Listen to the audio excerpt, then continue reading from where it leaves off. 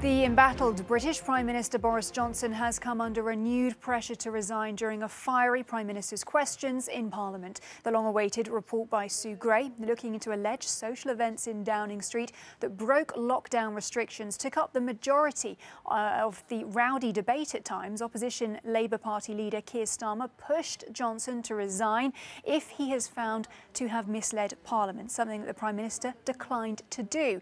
Starmer then asked Johnson to guarantee that the report will be released in full. On the 8th of December, he told this House, "I will place a copy of the report in the library of the House of Commons." His spokesperson has repeatedly stated that means the full report, not parts of the report, not a summary of the report, not an edited copy. So can the Prime Minister confirm that he will publish the full Sue Gray report as he receives it? Mr. Speaker, what I can tell him is that we've got to leave the report to the independent investigator, as he knows. And of course, when I receive it, I will do exactly what I said. But I can tell him that in the meantime, I think what the people of this country want to hear is what we're doing to tackle the issues that matter to all of us, fixing the cost of living, Mr. Speaker, helping people across the country. Straight to London then, where we can speak to Victoria Smith. Good to see you, Victoria. I know you're waiting for the Sue Gray report to drop. I am too. All of us journalists are. When can we expect it, and in what state?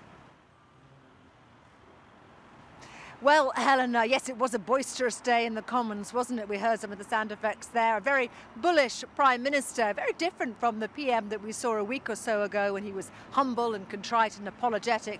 Today it was all about fighting the fight, rolling out those big gun Tory policies to try and distract from what is the main event. But yes, when will we see that report? And the question is, will we see all of it? The Prime Minister has intimated that all of it will be published so the public can read what Sue Gray has had to say about these 16 or so parties that she's been investigating, but there's no guarantee that we will see all of it, and that obviously is frustrating for those of us in the press, and particularly for those in the public arena. And that's not the only inquiry we're waiting for, is it? Because now, of course, our Prime Minister here in the UK faces a police inquiry, and we don't know which will come first. We don't know if one will delay the other, but certainly the issue of these 16 parties and whether they were breaking government guidelines, which it seems they were, but whether that means that they were breaking the law, that's the question. So we wait on the results of both these inquiries to find out more. So far, the Prime Minister's holding firm, although he has said if he can be proved to have lied to his party, then he will go.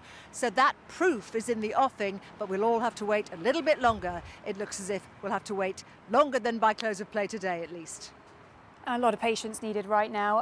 As you say, a lot of questions as well today, Victoria. Shortly after Prime Minister's question time, we learned that an email emerged from the Foreign Office suggesting that the Prime Minister authorised the evacuation of animals from Afghanistan at a time when many people were not managing to get out of Kabul then. They were really desperate. The PM previously had denied this as, quote, nonsense. So, you know, potentially another allegation that the PM misled the public. How is that going down in his own party and also in the court of public opinion?